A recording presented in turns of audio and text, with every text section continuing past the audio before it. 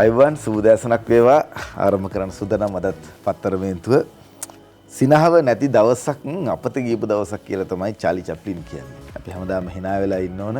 hina වෙන්නේ මොනවටද කියලා කල්පනා කරගෙන hina වෙන්න ඕන. මොකද අපහාසයට උපහාසයට දෙකටම hina වෙන්නත් පුළුවන්. ඇත්තටම සතුටට hina වෙන්නත් පුළුවන්. මේ වෙලාවේ මේ දිනවල මේ රටේ පවතින තත්ත්වයන් එක ගත්තාම ඇත්තටම අපිට hina වෙන්න පුළුවන්ද? නැත්නම් අපි කොහොමද hina විය යුත්තේ කියලා කල්පනා කරන්න ඕන. කොවිඩ් තත්ත්වය රටේ හැමතැනම පැතිරගෙන ගියා. දැන් කළමනාකරමින් පවතිනවා. කළමනාකරණය කරමින් පවතින නිසා අපිට ඒ සම්බන්ධයෙන් යම් කිසි සතුටකට ලක් වෙන්නට පුළුවන්.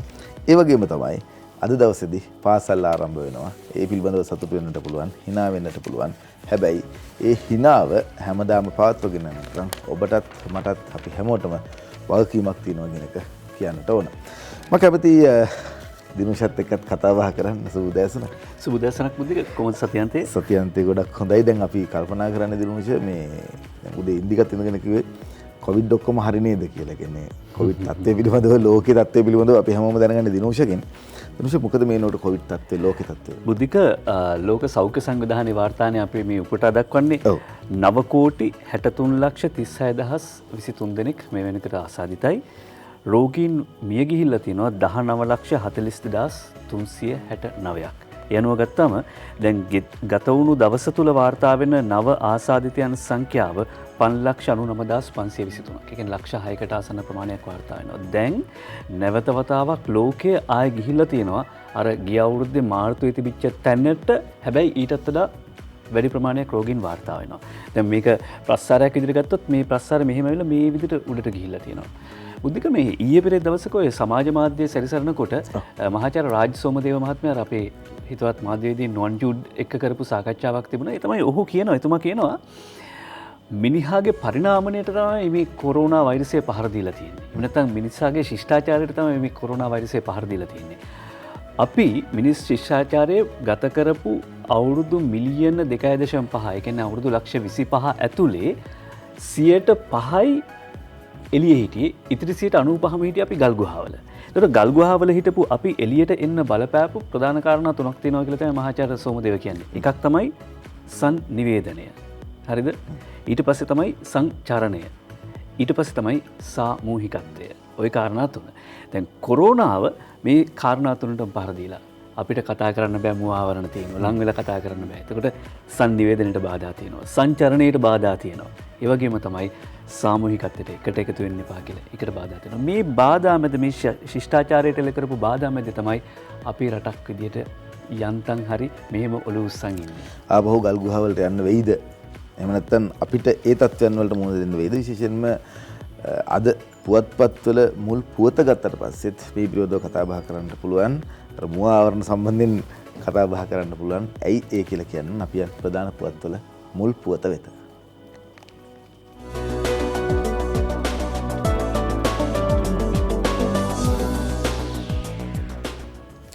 මම මුලින්ම ලංකාදීප පුවත්පතෙන් ඉදිරිපත් කරන්නම් මේ වැඩේ.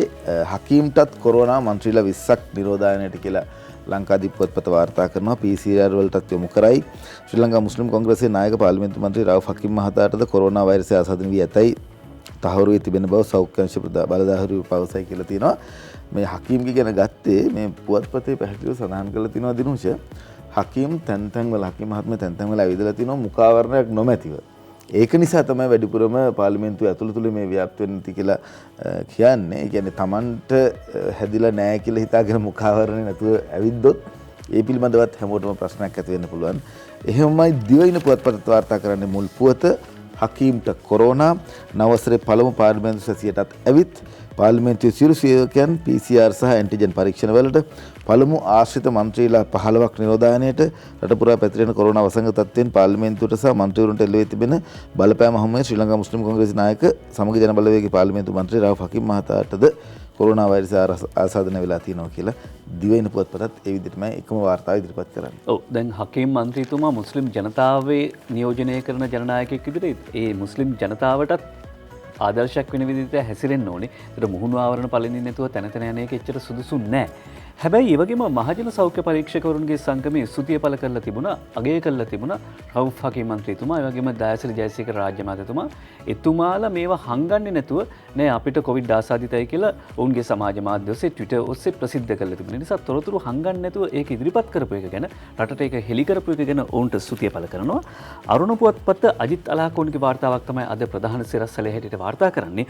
මුළු පාර්ලිමේන්තුවටම ඇන්ටිජන්, හකීම් ගිය තැන් සොයාගනි, අගමැති සම්බන්ධීකරණ ලේකම්වරයෙකුටත් පොසිටිව්, දයාසිරි මේ අවුරුද්දේ පාර්ලිමේන්තුව ඇවිල්ලම නැහැ. වෙන දේවලුත් එළියට එන ඊට පස්සේ මන්ත්‍රීවරුන් 15කට PCR.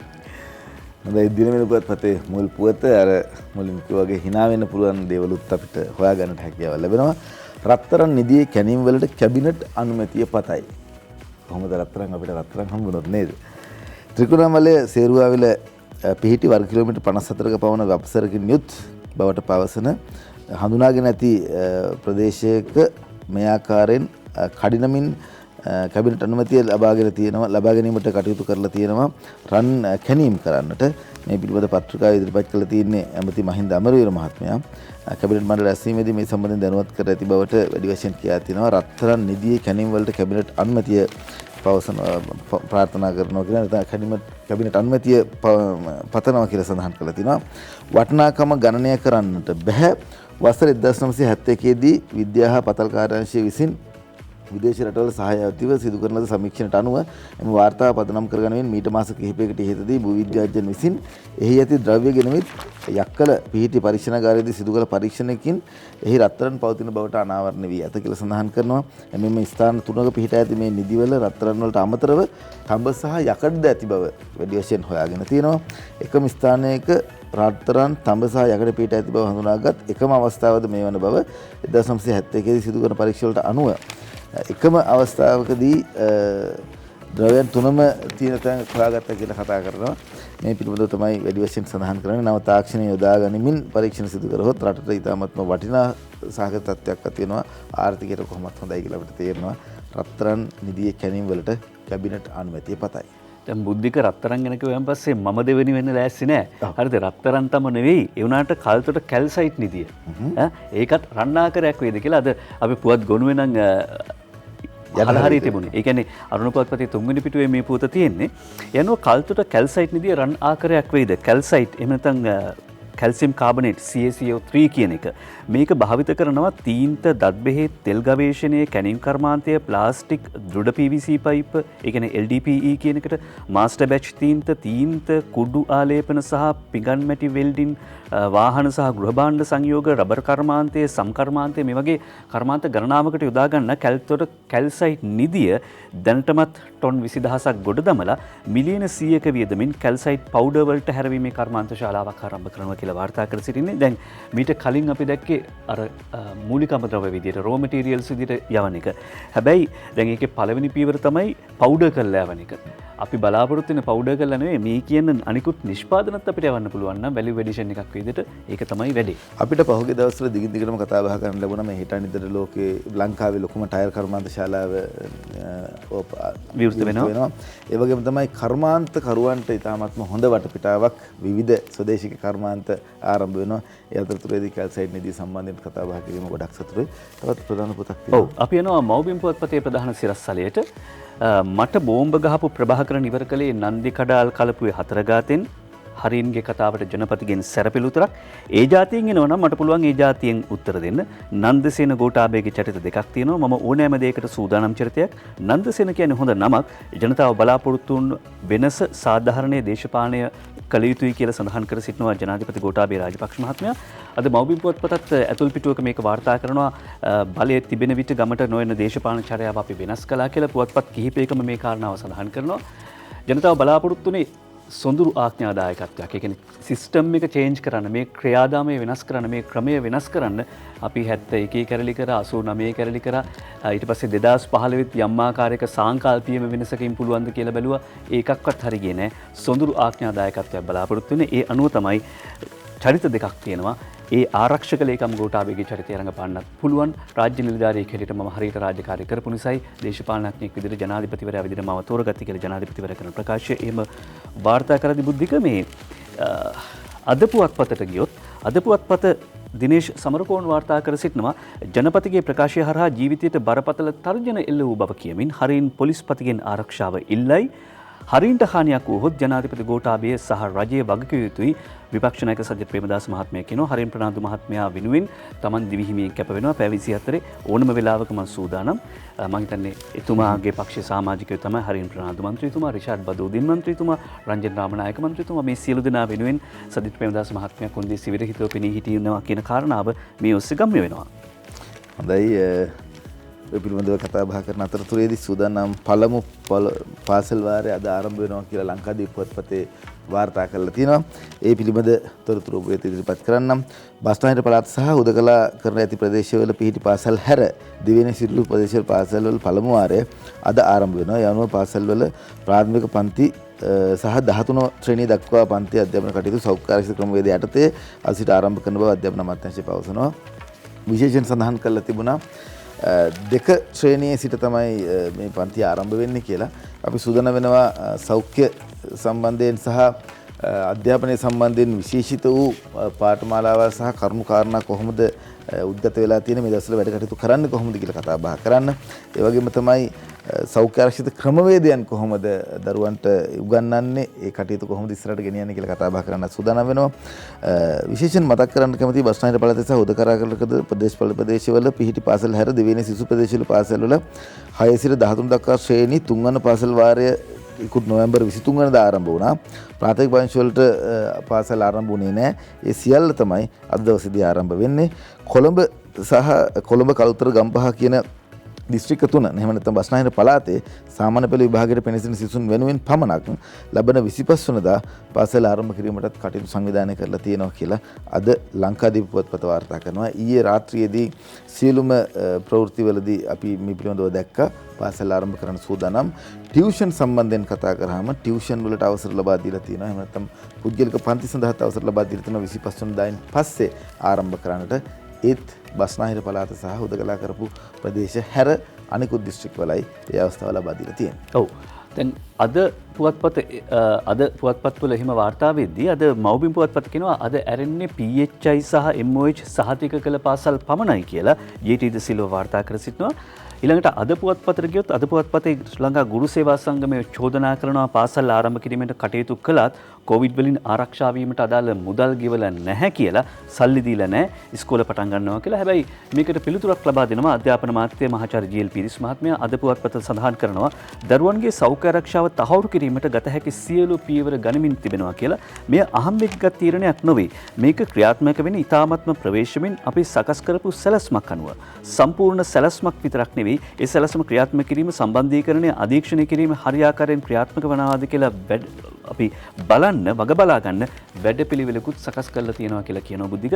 මේවා මේ විදිහටම ක්‍රියාත්මක වෙයිද? අපි ක්‍රියාත්මක වෙනවද කියලා අහලා බලමු. සුදෑසනක් වේවා ඔබතුමන්ට. ඔබතුමන් කියලා කිව්වද දැන්? ඔව්. කවුද කියලා කිව්වේ නැහැ තාම. අපි සම්බන්ධ කරගන්නවා අධ්‍යාපන අමාත්‍යාංශයේ ලේකම් මහාචාර්ය කපිල පෙරේරා මහත්මයා.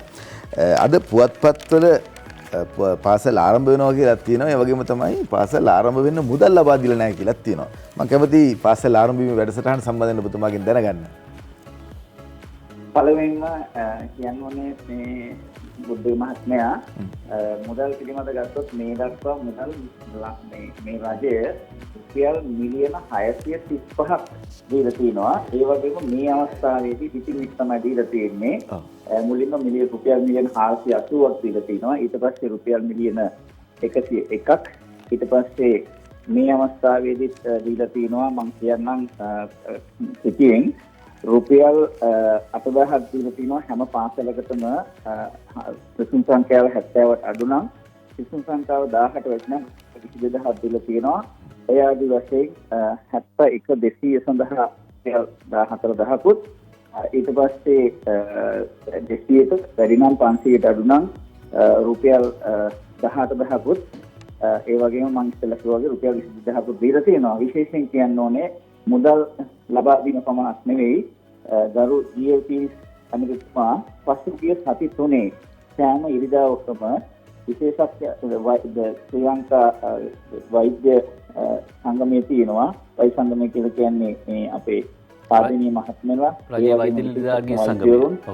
ළමා විශේෂඥ වෛද්‍යවරුන් සියලු දෙනා කැඳවල අධ්‍යාපන අමාත්‍යාංශයට වැඩපිළිවෙලක් සකස් කරා. මෙතනින් ඉස්තුපායෙන් මුදල් දීලා ඉස්තුපායෙන් නියෝග දීලා නෙවෙයි, සියලුම පළාත් අධ්‍යක්ෂකවරු 9 දෙනාම සම්බන්ධ කරගෙන පසුගිය සතිතුරේම ඉතාම කැපවීමෙන් ජීවිතේස් ඇමතිතුමා අපිට උපදෙස් දුන්නා. උපදෙස් දුන්නා විතරක් නෙවෙයි, අවසානයේ ඊයේ වෙනකොට පළාත් අධ්‍යක්ෂකවරු 9 දෙනාම කැඳවලා හැම පළාත් අධ්‍යක්ෂකතුමාගෙන්ම අතුරුමත බලමින් පළාත් අධ්‍යක්ෂකතුමියක් ඒ සියලුම දෙනාගෙන්ම කර්ම අසුවිපර කරා. හැම පාසලකම පළාත්වල පළාත් පාසල් ජාතික පාසල් වල කෙසේද මේ වැඩ කටයුතු සිදු වුණේ කියලා අවසානයේ 6 7 8 9 10 ඊයේ වෙනකම්ම කොහොමද මේ කටයුතු පාසල සූදානම්ද කියලා අධීක්ෂණය එතුමා කරා. එතුමාට අපි බෙහෙත් ස්තුතිවන්ත වෙනවා. ඒ වගේම එතුමාගේ කණ්ඩායමට මේ වගේ වැඩපිළිවෙලක් තමයි කරේ. අඩුපාඩු ඇති යම්කිසි ඔබට අපි ස්තුතිවන්ත වෙනවා. අඩුපාඩුවක් තියෙනවා නම් අපිට දැනුම් දීම ගැන. දැන් ඔබතුමා කියන විදිහට සියලුම විද්‍යාලවලට පහසුකම් අපි හැකි හැම දෙයක්ම කරලා ඉවරයි. ඇත්තටම කරලා ඉවරයි. මොකද උත්සන්නමාන 1000ක් ලෝක බැංකුවෙන් අපි ලබලා තිබුණා. ලෝක බැංකුවේ ලෞකික සෞඛ්‍ය සංවිධානයේ 1393ක් ලබලා දෙනවා යුනිසෙෆ් ආයතනයෙන්. ඒ වගේම පසුගිය ශිෂ්‍යත්ව විභාගයේ අපස උසස් පෙළ සඳහා තවත් 5000 දෙනෙක් දීලා තිනවා. ඒ වගේම විටින් විට මේ සඳහා උෂ්ණත්ව මාපක, ඒ වගේම ගිලන් කාමර, ඒ වගේම අත්සදන ඒ දේශම්, ඒ ජල පහසුකම්, ඒ සියලුම දේවල් ලබලා දීලා මේ වතාවේ මුදල් දීලා තියෙන්නේ ඒවට අවශ්‍ය දියර විස බීජ නාශක කරන තැන් ඒව කරන්න. දෙමව්පියෝ ඉතා කැපවීම ඇවිල්ලා හැම පාසලකම මේ කටයුත්ත කරා තමගේ දරුවා වෙනුවෙන්. අපි දිගින් දිගටම ඔබතුමාලගෙන් දැනගත්තා ගුරු දිගුරු රැස්වීම් තියෙනවා මේ පිළිබඳව පැහැදිලිව විමර්ශනය කරමින් තමයි මේ වැඩේ ආරම්භ කරන්න කියලා. අද ආරම්භ කරන පන්ති සහ 25 වෙනිදා ආරම්භ කරන පන්ති සම්බන්ධයෙන් අපිට පැහැදිලි කිරීමක් කරන්න නැවතත්. අද ආරම්භ වෙන්නේ 2 3 4 5 සහ 6 සිට 13 දක්වා අපි නොවැම්බර් 25 වෙනිදා ආරම්භ කළ තුන්වෙනි වාරය. අද ආරම්භ වෙන්නේ 2 3 4 5 සහ 6 සිට 13 දක්වා. මගේ අපි සියලුම දෙනාට කියන්න ඕනේ සාම්ප්‍රදායික ලෙස පළවෙනි පන්තියට අද ළමයි එන්නේ නැහැ. මොකද ඒක තමයි අපි පළවෙනි නව වසරක් සඳහා පාසල් වාරය ආරම්භ කරනකොට පළවෙනි පන්තියේ ළමයි සාමාන්‍යයෙන් එන්නේ සුමාන 2-3ක් පහු වෙලා. ඒ නිසා පළවෙනි පන්තියට දරුවෝ ලබා පැමිණෙන්නේ නැහැ අද. මේ විදිහට තමයි අපේ වැඩ කටයුතු සිදු වෙන්නේ. ඔව් සමහර මහාචාර්යතුමා තවත් ගැටලුවක් තියෙනවා. ඒ තමයි දැන් දරුවා පාසලට එන ක්‍රමය පිළිබඳව. පාසල් වෑන් රථ රියදුරන් සහ ඒ වයිදි කොහොමද මේ විෂ බීජ දරුවන්ට ශරීරගත වීම වැළැක්වීම සඳහා ගෙන තියෙන ආරක්ෂක පියවර මොනවද? ඒ වගේම තමයි සිසුසැරිය බස් රථ ප්‍රමාණවත් පරිදි තියෙනවද? මේවත් ප්‍රශ්න. ඒ සියලුම දේවල් සඳහා අපි සිදුවන්ත වෙනවා ගරු ප්‍රහාණ ඇමතිතුමා, ප්‍රහාණ රාජ්‍ය ඇමතිතුමා, ලංකා ගමනාගමන මණ්ඩලයේ සභාපතිතුමා, දුම්රිය දෙපාර්තමේන්තුව, ඒ වගේම සමස්ත ලංකා පාසල් බස් රථ සහ වෑන් රථ සංගමයේ සභාපතිතුමන්ට අන්තර් පළාත් ඒ වෑන් රථ බස් රථ සංගම් වලට සිසුසැරිය කිසිම ගැටලුවක් නැහැ. කියලා තියෙන්නේ එක සිසුසැරියක් වශයෙන් තව සිසුසැරියක් ඉන්න කීසි රාමක මහත්මයා මේ පිළිබඳව කැප වෙලා හැම පළාත් අධ්‍යක්ෂකතුම කලාප මට්ටමින් කොට්ටාස මට්ටමින් විදුහල්පති මට්ටමින් යම්කිසි බස් අඩුපාඩුවක් තියෙනවා නම් ඒ කරන්න කියලා සම්පූර්ණ දැනුම් දීම විතරක් නෙවෙයි පසුවිපරුණුත් කරලා තියෙනවා. ඒ පැත්තෙන් ඒ ප්‍රවාහන ලේකම්තුමාගේ උපදෙස් පරිදි කෙනෙක් අහන්න පුළුවන් හරි සිසුසැරිය දැම්මා දුම්රිය දැම්මා නමුත් මේ ඒවා යන්නේ නැහැ අතුරු පාරවල කියලා. ඒ නිසා අපි අධ්‍යාපන අමාත්‍යාංශය මේ සමස්ත ලංකා ඔය මේ වෑන් රථ සංගමය බස් රථ සංගමයත් එක්ක ගෙනල්ලා කතා කරලා එතුමන්ලා අප වෙලා තියෙනවා සියලුම ඒ රීදරු මහත්වරුන් ඒ කොන්දොස්තර හෝ සහායක මහත්වරුන්ට විශේෂ සෞඛ්‍ය අමාත්‍යාංශයත් එක්ක එකතු වෙලා වසංගත රෝග විද්‍යාඥයෙක් එක්ක වෙලා වෙනමම උපදේශ මාලාවක් නිකුත් කළා. ඒ සම්බන්ධයෙන් දෙමව්පියන් දරුවන් වෙනම දැනුවත් කරලා තියෙනවා. ඉතිහාසයේ කවදාවත් මෙහෙම දෙයක් වුණේ නැහැ. ලේකම්තුමනි දැන් බස්නාහිර පළාතේ පාසල් ආරම්භ වෙන්නේ නැහැ. දැන් තියෙන ලොකුම ගැටලුව තමයි දරුවන් 120කටත් වැඩි ප්‍රමාණයක් ඉන්නේ බස්නාහිර පළාත තුළ. ඔබතුමාලගේ සම්බන්ධතාවයක් තියෙනවද? කටයුතු සංවිධානය කරලා තියෙනවද මේ පාසල් වල අධ්‍යාපන කටයුතු ආරම්භ කරන්න ඉතාමත් ඉක්මනින්? ඊටම ඉක්මනින් අපේ ගරු අමාත්‍යතුමා ඒ වගේම ගරු පියල් නිශාන්ත ඇමතිතුමා අපි එක්කහු වෙලා ඉල්ලීම් කරලා තියෙනවා. මේ ඉල්ලීමට අනුව සුබවාදීව බලාපොරොත්තු තියාගන්න පුළුවන්. මේ මාසයේ 25 වෙනිදා අපි බලාපොරොත්තු වෙනවා කිසිම කරදරයක් වුණේ නැත්නම් මේ වසරේ මේ මාර්තු මාසයේ පළවෙනිදා ඉඳලා ආරම්භ වෙන්න තියෙන සාමාන්‍ය පෙළ පන්තිවල දරුවන් බස්නාහිර පළාතේ අපි පාසල් ආරම්භ කළා. ඒ දරුවන්ගේ විෂය නිර්දේශයේ යම්කිසි අඩුපාඩුවක් තියෙනවා නම් ඒ පිළිබඳව කටයුතු කරන්න. විශේෂයෙන් කියනවා නම් මේ පණිවිඩය ගරු ඇමතිතුමා ලබා දීපු ගමන්ම පාසල් ආරම්භ කරනවා කියලා අපේ ශ්‍රී ලංකා පොලිසියේ විශේෂයෙන්ම බස්නාහිර පළාත බාර ජ්‍යෙෂ්ඨ නියෝජ්‍ය පොලිස්පති දේශපාලන තෙන්නකෝන් මහත්තයා ගිය සිකුරාදා මගේ WhatsApp එකට පණිවිඩයක් වල තියෙනවා, ලිඛිත වෙලා තියෙනවා. බස්නාහිර පළාත තියෙන සියලු පාසල් නොමිලේ විසදීට හරණය කළා පිළිල කළ දෙනවා කියලා. ඒ තරම් බලාගෙන ඉන්නවා සියලුම අංශ පාසල් පටන් ගැනීම සඳහා බස්නාහිර පළාතේ. හොඳයි, බොහොම ස්තුතියි. අපිත් එක්ක සම්බන්ධ වුණා අධ්‍යාපන ලේකම්තුමන් මාචාර්ය කපිල පෙරේරාමැතිතුමන්. දිගින් දිගටම අපි ඔබතුමාව සම්බන්ධ කරගත්ත මේ තොරතුරු පිළිබඳව හරියාකාරව ජනතාව දැනුවත් කරන්න. ඒ වගේම තමයි අපි උත්සාහ කරනවා දේශපාලන තෙන්නකෝන් නියෝජ්‍ය පොලිස්පතිතුමාවත් සම්බන්ධ කරගන්න. විශේෂයෙන්ම එතුමාට උමනාවක් තියෙන, එතුමාට විතරක් නෙවෙයි බස්නාහිර පළාතේ බොහෝ දෙනෙකුට උමනාවක් තියෙන තාමත්ම ඉක්මනින් බස්නාහිර පළාතෙත් විද්‍යාල ටික ආරම්භ කරන්න. හැබැයි එහිදී වැඩි වශයෙන් රජය කල්පනා කරනවා සෞඛ්‍ය ආරක්ෂිත දේවල්. මොකද බස්නාහිර පළාත දිනුෂය ගොඩක් අහුවෙලා තියෙන නිසා PCR කරන්න වෙනවා, ඇන්ටිජන් පරීක්ෂණ කරන්න වෙනවා. මොකද කොරෝනා රෝගීන් වැඩි වශයෙන් සිටින බස්නාහිර පළාත මේ සියල්ලම පරිස්සමට අරගෙන අපේ දරුවන්වත් පරිස්සම් කරගෙන නැවත වතාවක් විද්‍යාල ආරම්භ කරන්නයි මේ රටේ සූදානම. මේ වෙන විට අද දවසේ දිනමන පුවත්පතේ වාර්තාවකට යන සූදානම් කොවිඩ් පාලනයෙන් බලගතු රටවලට වඩා අපි ඉදිරියෙන් කියලා හම්දාපතිතුමාගේ කතාවක් සුභාෂිනී සේනානායක වාර්තා කරනවා. ලෝකයේ බලගතු රටවලට වඩා COVID-19 වෛරස් ව්‍යාපෘති සාර්ථක පාලනය කිරීමට ශ්‍රී ලංකාවට හැකියාව ලැබී තිබෙන බව යුද හමුදාපති ජෙනරාල් ශවේන්ද්‍ර සිල්වා මහතා ප්‍රකාශ කරලා තියෙනවා. රට තුන පවතින තත්ත්වය හමුවේ දෛනිකව රෝගීන් 500ක් බපනා වාර්තා වුණත් ලෝකයේ අනිත් රටවල් වලට සාපේක්ෂව ශ්‍රී ලංකාව තුළ COVID-19 ව්‍යාපෘතිය පාලනය වී ඇති බව ඒ මහතා වැඩිපුර වශයෙන් ප්‍රකාශ කරලා තියෙනවා. කොවිඩ් ව්‍යාපෘතිය හේතුවෙන් මුළු රටම වසා දමා ආර්ථික සංවර්ධනය ඇතුළු රටට ළඟා කරගත යුතු ඉලක්ක ළඟා කර ගැනීමට නොහැකි බව පෙන්වා දුන්නේ මහතා. කොවිඩ් ව්‍යාපෘතිය පාලනයට සෞඛ්‍ය උපදෙස් නීති පරිදි පිළිපදිමින් ජනතාව අවබෝධයෙන් යුතුව කටයුතු කරමින් ආණ්ඩුව ගෙනෙන වැඩපිළිවෙලට සහයෝගය දී යුතු බවත් වැඩි වශයෙන් ප්‍රකාශ කරලා තියෙනවා ජෙනරාල් ශවේන්ද්‍ර සිල්වා මහතා. ඒ දිනමින පුවත්පතයි වාර්තාව ඉදිරිපත් කරන්නේ සුභාෂිනී සේනානායක. ඔව්. දැන් බුද්ධික යුද හමුදාපතිතුමා කරන ඒ ප්‍රකාශය අපිට ප්‍රවෘත්ති මගින් නැවත වතාවක් තහවුරු කරන්න පුළුවන්. එතකොට සෞඛ්‍ය ප්‍රවර්ධන කාර්යාංශය අද උදේ යාවත්කාලින කරන තොරතුරු අනුව ඊයේ දවසට වාර්තා වෙනවා රෝගීන් 540ක්. රෝගීන් 540ක් වාර්තා වෙනවා. හැබැයි සුව වෙච්ච ප්‍රමාණය ගත්තොත් මේ වෙනකොට ලංකාවේ 41325යි. 41325යි. සමස්ත රෝගීන් සංඛ්‍යාව වාර්තා වුණේ 48380යි. එයින් 41250 තරම සුව වෙලා තිනවා. රෝහල්ගත ප්‍රතිකාර ලබන්නේ 6823යි. ඒ වගේම 232ක් මරණ වාර්තා වෙනවා. දැන් යුද හමුදාපති ජෙනරාල් ශවේන්ද්‍ර සිල්වා මහත්මයා මෙතෙන්දි කියන්නේ අපිට මේක කළමනාකරණය කරන්න පුළුවන්. හැබැයි ජනතාවගේ සහාය ලබා දෙන්න කියලා. දැන් දිනෝෂ දිගින් දිගටම මේ ඉන්දික පත්තරයකින් නෙවෙයි කිව්වේ, දිගින් දිගටම මේ තොරතුරු ටික අපි අන්තර්ජාලයෙන් යාවත්කාලින කරමින් පැවසුවේ. දිගින් දිගටම දිනෝෂ කිව්වහම දැනට මාසයකට විතර කාලයක් තිස්සේ හැමදාම තිබුණ දවසකට 8000ක වගේ ප්‍රමාණයක් පවත්වගෙන තමයි ගියේ. ලෙඩ්ඩු නැත්නම් රෝගීන් 8000ක් විතර හිටියේ. ඊට පස්සේ 7000 ගානට වැටුණා. දැන් 6000 ගානට අඩු වෙලා තියෙන කෙනා. අද දවසේදී රෝගීන් 6000 ගාන 7000ට වඩා අඩුවෙන් තමයි රෝගීන් සිටින්නේ. මේ කළමනාකරණය කරනවා කියන මේක තව ඉදිරියට යනකොට එක්කෙනෙක් දෙන්නෙක් තුන්දෙනෙක් වගේ පවට පත් කරගන්න පුළුවන්කම තියෙනවා නම් ඒ තමයි අපේ බලාපොරොත්තුව. හැබැයි ඒක 110 වෙන්නත් පුළුවන්. මෙන්න මෙහෙම වැඩ කළොත් අද මව්බිම් පුවත්පතට ගියාම කොරෝනා ආසාදිත බන්ධනාගාර නියාමකවරියගේ නිවසේ සාදයක් එකම කේක් කෑල්ල 16 දෙනෙකුට කවලා එතකොට කොහොමද අර බුද්ධ කිව්වාගේ එකට දෙකට බස්ස ගන්න මේක? කමල් විජේහව ගාල්ලේ සිට වාර්තා කරනවා අද මව්බිම් පුවත්පතෙන් අපි මේ උපුටා දක්වන්නේ කොරෝනා ආසාදිතයන් 4933838ක් සුවයි කියලා සිරස්වල යටතේ රට පුරා වාර්තා වෙන කොවිඩ් පුවත් වාර්තා කරනවා. ගාල්ල හා බෝගම්බර රැඳවීම 72ක් ආසාදිත වෙති.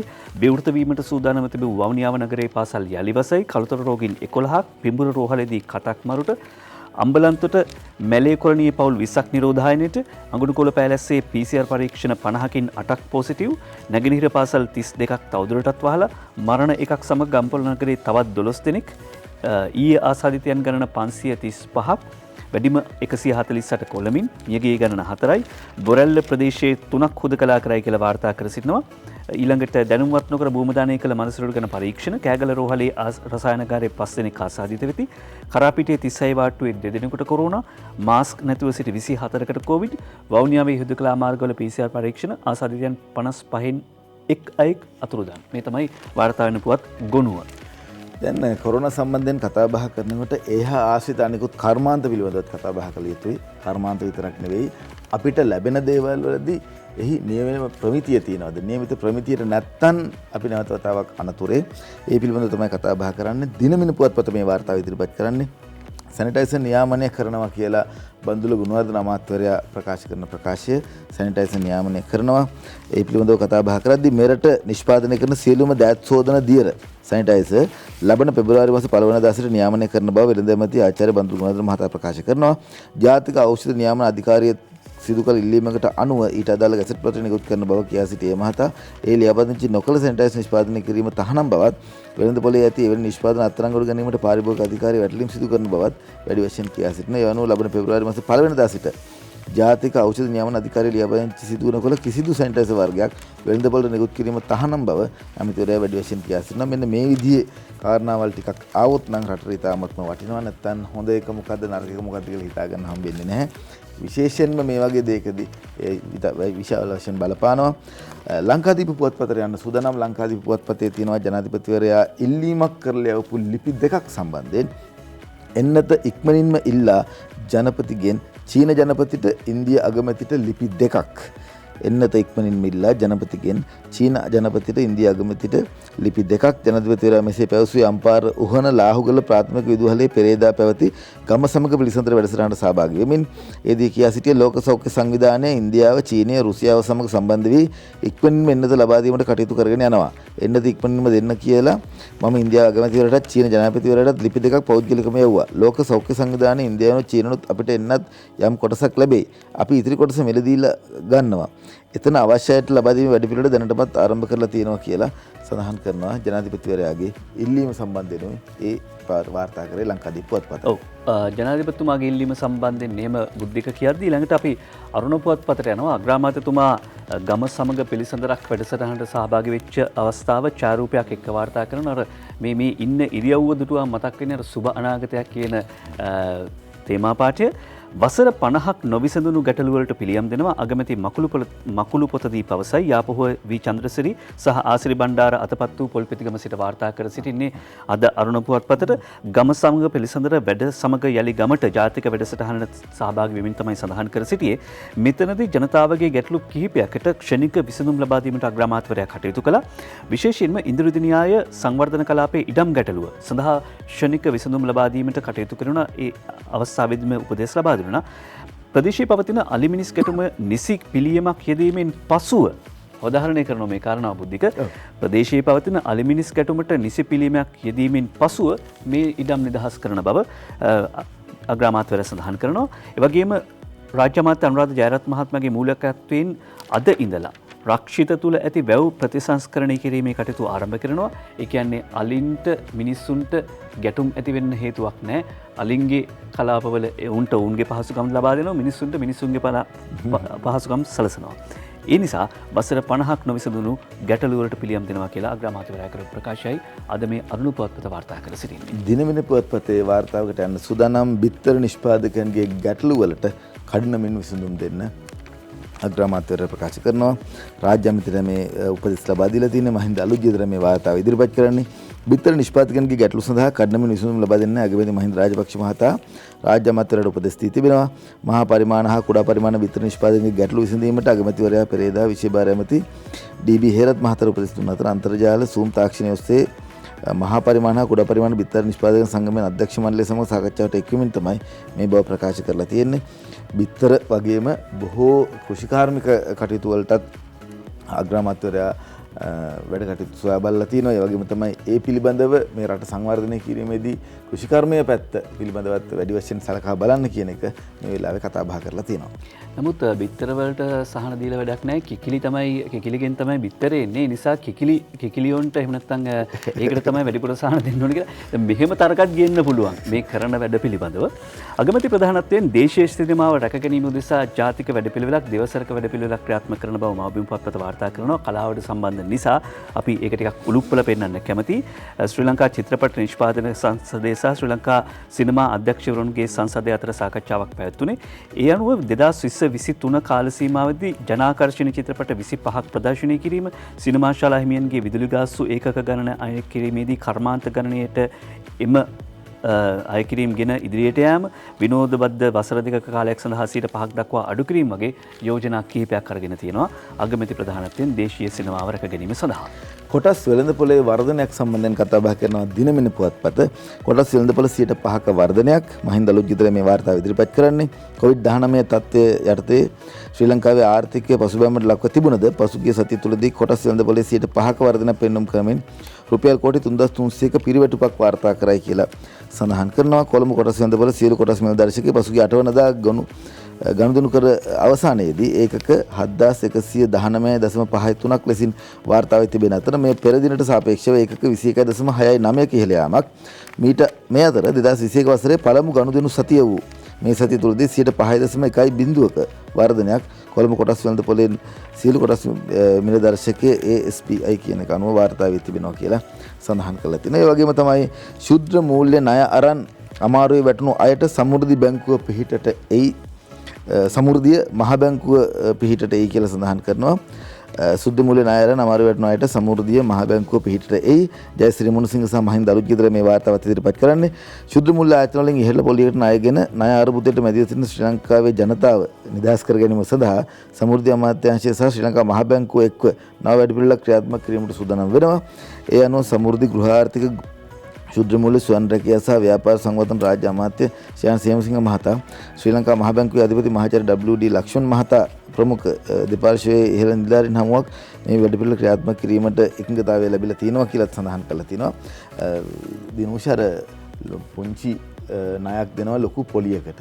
එහෙම ශුද්ධ මූල්‍ය ආයතන ලංකාවේ ජනතාවට ඉතාමත්ම අගාධයට පත්වන ආකාරය වැඩ කටයුතු කරා. විශේෂයෙන් ඒ ණය ගෙවන්න තව ණයක් ගන්නවා, ඒ ණය ගෙවන්න තව ණයක් ගන්නවා. මේ විදිහට විශේෂයෙන් කාන්තාවන් තමයි මේ සඳහා යොමු වුණේ වැඩි වශයෙන් ගම්වල ඔවුන්ව බේරා ගැනීමේ වැඩ කටයුත්තක් තමයි ශ්‍යාම් සේමසිංහ අමාත්‍යවරයා සහ අනිකුත් කණ්ඩායම සූදානම් වෙලා තියෙන්නේ. ඔව් ඒ කියන්නේ ඔය ශුද්ධ මූල්‍ය ණයවලදී කාන්තාවන්ට කියන මේ දවසට ඔයාට මෙච්චර පොඩි පොලියක් යන්නේ කියලා. ඒ අනුව දන්නේ මාසෙට එහෙම නැත්නම් අවුරුද්දට එකතු කරන පොලිය කොච්චරද කියලා. ඒ නිසා ග්‍රාමීය කාන්තාවන්, ග්‍රාමීය ජනතාව ණයකාරයෝ නෙවෙයි ව්‍යවසායකයන් බවට පත් කිරීම තමයි ඉලක්කය කියලා බැසිල් රාජපක්ෂ මහත්මයා කරන ප්‍රකාශය අද මවබිම් පුවත්පත වාර්තා කරනවා. කුඩා ව්‍යාපාර සංවර්ධන නිලධාරීන්ට නව ජීවනෝපාය මාර්ග ඇති කිරීම පිළිබඳ දැනුම් දීමක් මේ ඔස්සේ සිදු කරනවා. ගම සමග පිළිසඳර වැඩ සමග යලි ගමට මේක හුදු මාධ්‍ය සංදර්ශනයක් නෙවෙයි.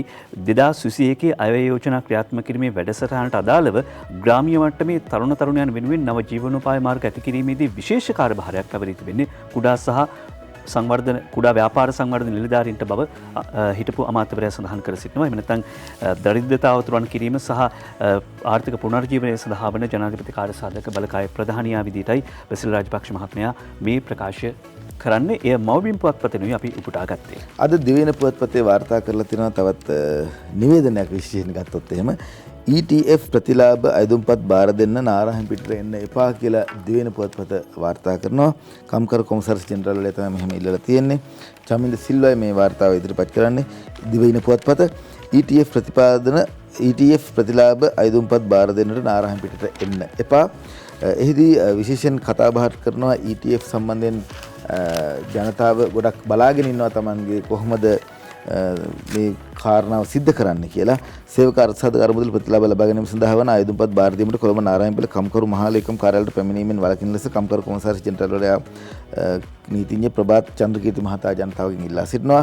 COVID-19 වසංගත තත්ත්වයේ සමග මහ ජනතාවට විශාල වශයෙන් කොළඹ ප්‍රධාන කාර්යාලයට පැමිණීම වළක්වා ගැනීම අරමුණෙන් අර්ථසාධක අරමුදල් ප්‍රතිලාභ ගෙවීම වලට අදාළ සියලුම කටයුතු ලංකාව පුරා විහිදියදී දිස්ත්‍රික්ක හා කලාප කම්කරු කාර්යාලවලට විමධ්‍යගත කර ඇතැයි ජෙනරාල්වරයා ප්‍රකාශ කරනවා. අපි දැන් කියන්න කැමති කොළඹට එන්න එපා නම් ඒ කටයුතු සිද්ධ වෙනවද නැද්ද කියලාත් බලන්න ඕනේ. ඒ නිසා ඒ වාර්තාව අපි ඔබට ඉදිරිපත් කරේ.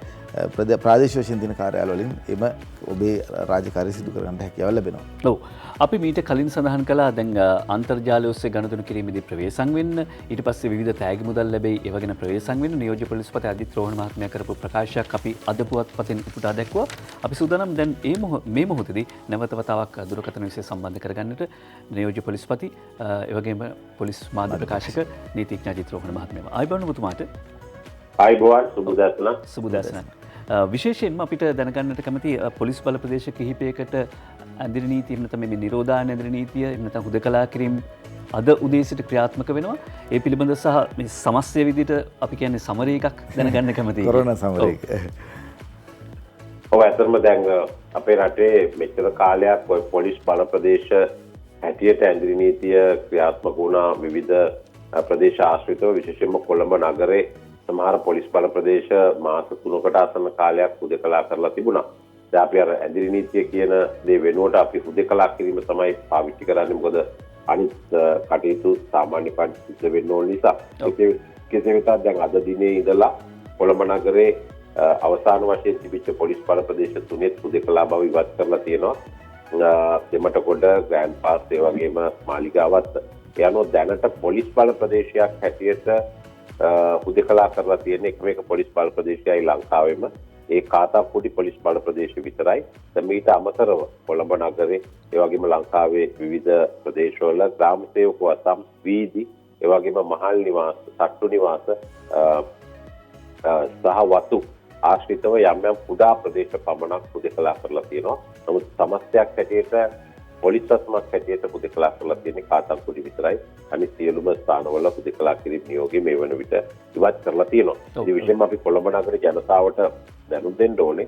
දැන් මේ හුදකලා කිරීමේ නියෝගය ඉවත් කරේ දීර්ඝ කාලයකට පස්සේ මුළු කොළඹ නගරෙම විශේෂයෙන්ම කොළඹ මධ්‍යම සහ උතුර ප්‍රදේශවල ජීවත් වෙන අපේ සහෝදර ජනතාවගෙන් නැවත දැන් අද ඒ ප්‍රදේශවල වෙළඳසැල් කඩ ව්‍යාපාරික කටයුතු ඒවා විවෘත වෙන්න පුළුවන්. නමුත් සෞඛ්‍ය පුරුදු වලට අනුගතව හිටියේ නැත්නම් නැවත ඒ ප්‍රදේශ හුදකලා කරන්න වෙයි. ඒ නිසා 100%ක්ම සෞඛ්‍ය පුරුදු අනුගමනය කරලා කාට හරි කෙනෙකුට අසනීප තත්ත්වයක් ඇති වුණොත් ඒක හංගන්න නැතුව ඉක්මනින්ම සෞඛ්‍ය බලධාරීන්ට දන්වලා ක්‍රියා කරොත් නැවත ඒවා හුදකලා කරන්න නැතුව තියාගන්න පුළුවන් වෙයි. ඒක ජනතාවගේ අතේ තමයි මේ වගකීම තියෙන්නේ. ඔව්. පුදුකතා ගැටලුවක් ඉතාම කෙටි පිළිතුරක් අපේක්ෂා කරන නියෝජ්‍ය පොලිස්පතිතුමනි දැන් දරුවා ආයි පාසල් එන්න පටන් ගන්නවා ආදී ඉඳලා අපි දකිනවා සමහරවිට පාසල් වෑන් රථවල ත්‍රිරෝද රථවල පුකුරු පිටින් තමයි දරුවා මීට කලින් ආවේ.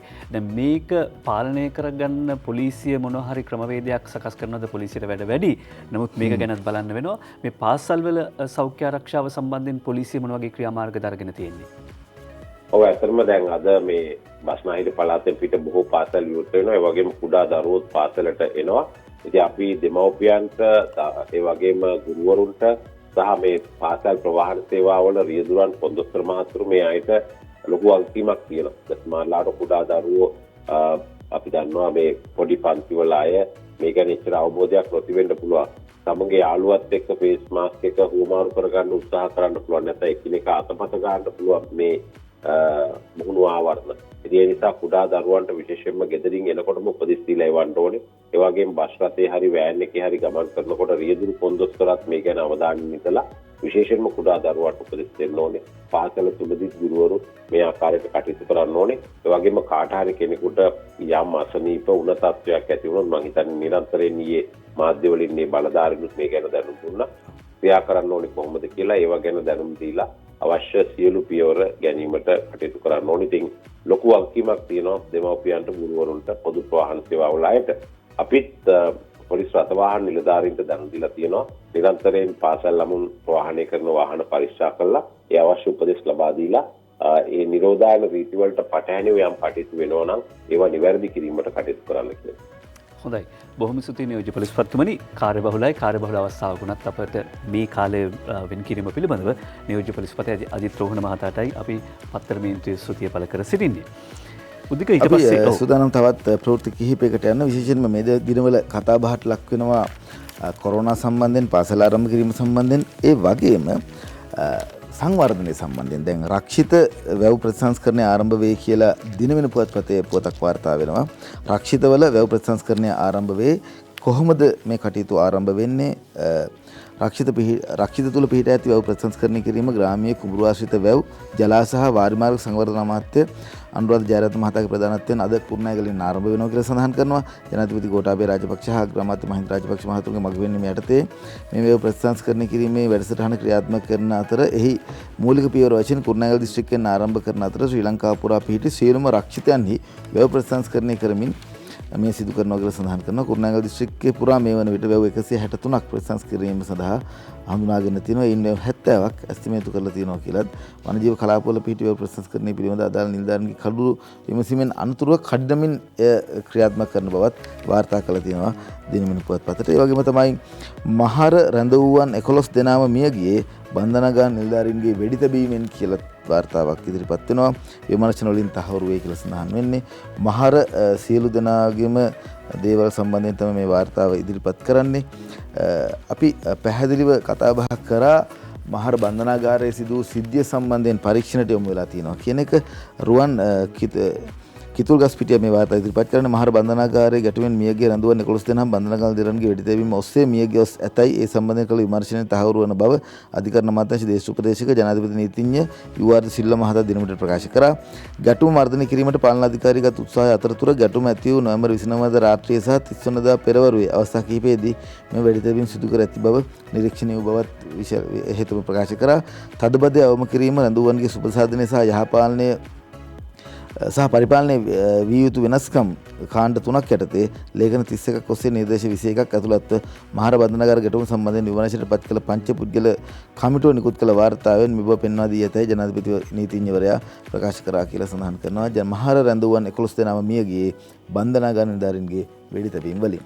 මහර ගැන කිව්වන් පස්සේ වහල ගැනත් කියන්නම්. වහල එහෙම දිරලා තියෙනවා නම් ඇස්බෙස්ටස් කහඩු එහෙම හුලඟ යන්න පුළුවන් නම් ප්‍රවේශම් වෙන්න ප්‍රවෘත්ති ලොකුට කියන කාලය නැහැ. අද පුවත්පත වාර්තා අරුණ පුවත්පත වාර්තා කරනවා පහළ වායු ගෝලීය කැළඹීමෙන් අදත් මහ වැසි උතුරු සුළඟේ වේගය පැයට කිලෝමීටර් 40යි 50යි. ඊයේ අපි ස්වාධීන රූපවාහිනී ප්‍රවෘත්ති ඔස්සේ වාර්තා කර සිටිය මොරටුව ප්‍රදේශයේ රත්ී හුලඟක් ආවා. මම හිතන්නේ අපි අවසන් විරාමයේ ලබන්න කාලේ හරි නේද? එහෙම තමයි අපිට දැනීම ලැබුණේ. ඒත් අවසන් විරාමයට යන කලින් තා බොහෝ පුවත් තියෙනවා.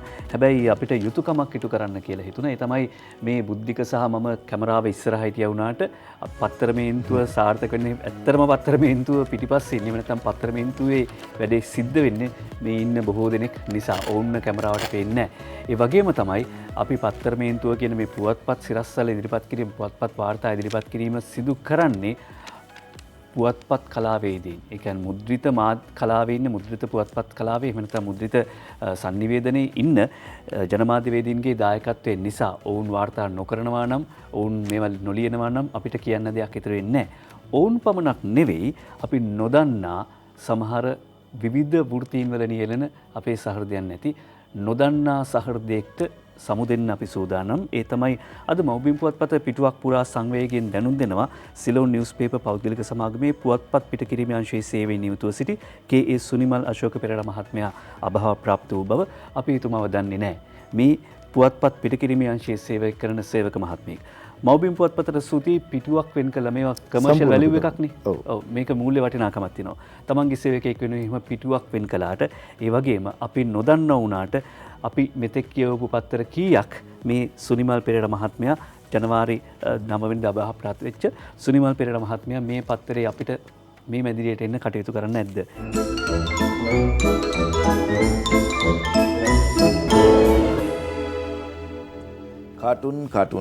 කාටුන් කියන්න හදන්නේ දිනමින පුවත්පතේ මුල්ම කාටුනේ අංජන ඉන්ද්‍රජිත්.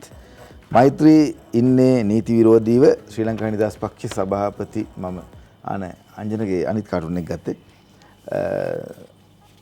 අපි ගමු පළවෙනි කාටුනේ මෙන්න මෙහෙමයි. මෛත්‍රී ඉන්නේ නීති විරෝධීව ශ්‍රී ලංකා නිදහස් පක්ෂ සභාපති මම කියලා සඳහන් කරනවා. චන්ද්‍රිකා බණ්ඩාරනායක හිටපු ජනාධිපතිතුමිය පවසන කාටුනේ තමයි මුලින්ම අපි තෝරගන්නේ. අංජනී රජිජ්ජේ එහා පැත්තෙන් ඔළුව දාලා මෛත්‍රී හිටපු ජනාධිපතිතුමා දිව දික් කරනවා. ශ්‍රී ලංකා නිදහස් පක්ෂයේ මුළු කූඩාරම ඇතුළෙම ඉන්නේ මෛත්‍රී තමයි. දිවෙන පුවත්පතේ ෆේස්බුක් කාටුනයත් ඕකට අදාළම තමයි සිද්ධිය ඕකමයි. බණ්ඩාරනායක ගුණසමරුවට චන්ද්‍රිකායි මෛත්‍රී ඇවිත් තියෙන්නේ දෙන්නට දෙන්න මග අරමිල්ලු බං. මේව දැකලා බණ්ඩාරනායක පිළිවෙලට කඳුළු ඇවිත් නැද්ද දන්නේ නැහැ. බණ්ඩාරනායක පිළිවෙලට කඳුළු ඇවිත් නැද්ද දන්නේ නැහැ. පංකජ රුවින්දගේ සරදම් ලංකාදීප පුවත්පතේ පංකජ රුවින්දගේ සරදම් දයාසිරිගේ කොරෝනා රිටිකල පරපුරේ වෙද මහත්තයෙක් හොඳ කරන්නම්ලු. එතකොට සර් හකීම් හොඳ කරන්න බාරගන්නේ කවුද? දයාසිරිම තමයි අංජනගේ පොකට් කාටුනයටත් විශේෂ වෙන්නේ. දයාසිරිටත් කොරෝනාලු. කොහෙද? ළඟට ගිහින් දීලත් පැණිය බීලා නැහනේ. හසන්ත විජයනායකගේ හුරේරා කාටුනේ ඉදිරියේදී අනිත් රටවල සංචාරකයන්ටත් ලංකාව විවෘත කරනවලු. සංචාරක මණ්ඩලය දන්නවද සර්? රංචගොඩ ළමයා කට කහනවට කියන කවි දෙක අපි අරුණ පුවත්පතෙන් තෝරගන්නේ. ඌරාගේ ආහාරය මොනවාද නොදන්නා කෙනෙක් ඒ ගැන නැතුව ඇති.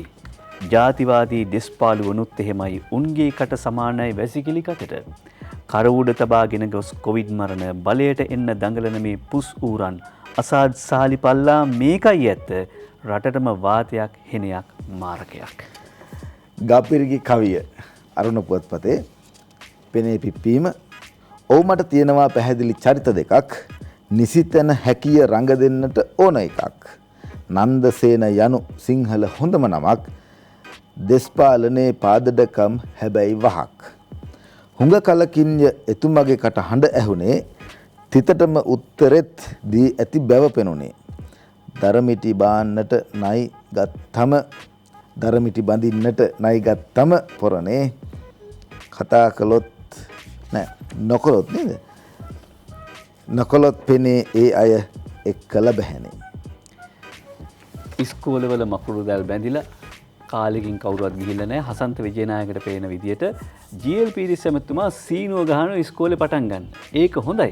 හැබැයි වැඩේ තියෙන්නේ ඇමතිතුමා ඉන්නේ AC කරපු වීදුරු කුටියක. එතන ඉඳන් තමයි හරි පටාන් ගනිමු කියලා කියන්නේ. ජනරාණි අද පුවත්පතේ ජනරාඩි කාටුනේ දැන් ඔය ලොකු මැති ඇමතිතුමාලව කොරෝනා හැදුනත් කන්දකාඩු යවනවද? නෑ. එතුමාලා ඉන්න කැමති හෝටලේ හොස්පිටල් එකක් කරනවා. එතුමාලා ඉන්න කැමති හෝටලේ හොස්පිටල් එකක් කරනවා. තිස්ස හේවාවිස්සගේ හිනාවැස්ස වුණාට මේවට හිනාවෙන්න බෑ. වැඩි බලයක් ලැබ දුන්නේ අප ඔබට සොඳුරු දැඩි බවින් නැගුමට අපේ රට. එනමුදු සොඳුරු දැඩි බව නොපෙනෙයි අපට මැතිඳුනි එපා පැතුමන්සුන් කරන්නට. අංජන ඉන්ද්‍රජිත් කියලා වැඩක් නැහැ. එදා අපේ ප්‍රශ්න තියෙනවනේ. එදා අපේ ප්‍රශ්න තියෙන්නේ නායකත්වයෙන් නෙමෙයි කියලා නිලධාරි මණ්ඩලය කියලායි කියන්නේ. කොහොමද එහෙම කියන්නේ? මේ පත්තරේ නායකත්වය වෙනස් නොකර නව නිලධාරි මණ්ඩලයක් පත් කිරීමට එදා අපේ සරසෙයි කියලා දාලා තියෙන්නේ. එදා අපේ ප්‍රශ්න තියෙන්නේ නායකත්වයෙන් නෙමෙයි නිලධාරි මණ්ඩලය. අපි අජිත් රෝණ මාත් එක්ක කතා කරද්දී කිව්ව පොලිසියට වැඩි කියලානේ. චමෝද් පද්මශ්‍රීගේ ශ්‍රී සමයන් පොකට් කාටුනිය. පොලිස් සේවයේ සිටි 80000කට ආසන ප්‍රමාණයෙන් 44000ක්ම ප්‍රභූ ආරක්ෂාවට යොදවලු බන් තියෙන්නේ. 80000න් 44000ක්ම VIP ලගාව. අම්මප අපිත් ප්‍රභූවරද කියලා සැකයි. පද්මශ්‍රීට එහෙමයි හිතෙන්නේ. අද දවසේ පද 4 නවතී දුවයි කැරකෙයි බලයි වටපිට දැවටෙයි කොවිඩ් යකු නිරතුරුව මගතොට සැරසෙයි වගයි දියවන්නාවේ පොකුරට බැරි වෙන හැඩයි දැන් මේ වැඩේ පැණියට. විදුර අබේනායක දවසේ පද 4. දුෂ්කර කාලයකද කියන දෙයක් තමයි කවදා හරි වසන්තේ එනවා සත්තයි කියන එක. අපි අද පුවත්පත් සිරස්තල මේ පත්තරමේන්තුවේ හමාර කරන්න සූදානම් වෙන්නේ වසන්තයේ දැනටමත් අප අතරය. අපි වසන්තයේ එනකම් බලාගෙන ඉන්න ඕනේ නැහැ. බලන්න ලස්සන කැමරා ඇසක් මේ නවෝදි කරුණාරත්න තමයි අද travel with cam I වෙත මේ ඡායාරූප එවන්නේ. වසන්තයේ එනතුරු බලාගෙන ඉන්න දෙයක් නැහැ. බලන්න මේ ඡායාරූප දිහා නිකමට බලන්න කාගේද මේ බිත්තර කූඩු. ඊළඟට හිතන්න පුළුවන්ද මේ ගඩොලක පාසි ඔබේ ස්මාර්ට් ෆෝන් එක ඇති ඔබේ ජංගම දුරකථනයේ කැමරා කීයක් තියෙනවද ඒකේ රෙසලූෂන් ගාන ඔබ හොයනවා ඇයි ඔබ දකින්න නැත්තේ ඔබ ළඟ තියෙන වසන්තය? වසන්තය දැනටමත් අප අතරය. වසන්තය දැනටමත් අප අතරය. අපි ඔබෙන් අදට සමුගන්නවා. හෙටත් උදෑසන පැමිණීමේ බලාපොරොත්තුවෙන් හැමදාම වගේ මතක් කරන්න කැමති මුවාවරණ පළඳගෙන ඉන්න මීටර් 2 දුර පවත්වගෙන යන්න, සංචරණය සීමා කරන්න, හැකිතාක් සංචරණය සීමා කරන්න. මේ පිළිබඳව කොවිඩ් නිර්දේශනව කටයුතු කරොත් අපිටත් හොඳ රටක් දිගින් දිගටම බලාපොරොත්තු වෙන්න හැකියාව ලැබේ. අපි ගිහින් එන්න. ඔබ හැමෝට සුවදායක දවසක්. ලස්සන දවසක්.